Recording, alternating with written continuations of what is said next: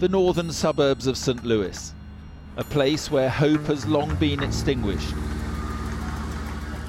A place of appalling neglect and decay, of dilapidated homes and vulnerable lives. A place which by day seems abandoned to its poverty and which by night has surrendered to the gun.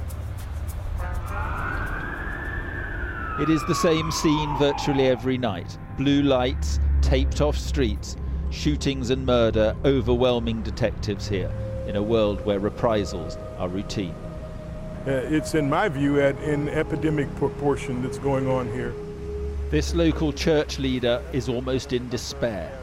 What do you think is the cause of all this gun violence? What's the main reason it's happening? In my mind, it is the availability of guns, Mark. It's guns everywhere. Children have guns, teenagers have guns, senior citizens have guns for protection.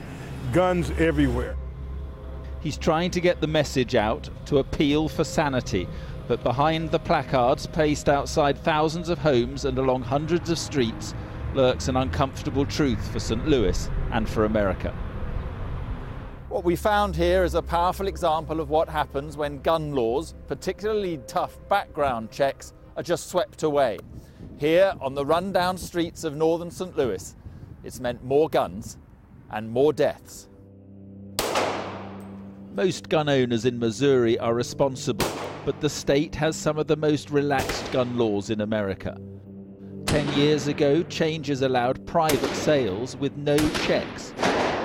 Research shows an increase in the murder rate since of 25%. Man, I done lost a lot of friends that I done grew up with, man. Just, you know, You lost a lot of friends? Yeah, they like my family, they're my brothers, you know what I'm saying? Now, for those who live on the streets of northern St. Louis, it is all about self-preservation. Wherever I go, I take my firearm. If I go anywhere here in the city of St. Louis or anywhere, just period, just anywhere, you know. You got one now? Kind of feel I keep my firearm. I keep it on me like identification. The bullet has no name on it. The bullets get to flying. There's no marksman here that got perfect aim that'll hit the target that they're shooting at. The bullet could just fly and it can hit us, either one of us.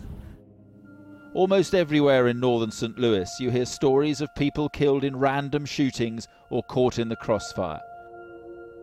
It's exactly what happened to 24-year-old Whitney Jones, whose mother and a friend are now campaigning for change. Our gun laws are too lax. It's not enough effort putting into it. My daughter was shot with an AK-47. That's a weapon of mass destruction. That's military. And I'm pretty sure the person that used it was not in the military for them to be able to access a gun like that.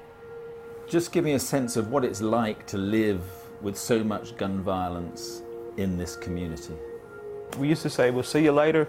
Now we say, be safe when you leave the house, because you don't know if you're going to see these people again. And I think this is everybody's story in our community now. You don't know when you leave the house whether you'll make it back home that day. But resistance to change here is evident at a gun show we came across just outside St. Louis. Here they have contempt for tighter gun laws and suspicion of the student protests calling for them. They had a tragedy. You get over the tragedy and you move on. Gun control is not going to stop somebody from killing somebody. It does not do it. It does not happen. You can ask any person in here. America's gun debate, fierce and unresolved, even in the city that's become the murder capital of this country. Mark Austin, Sky News, in St. Louis.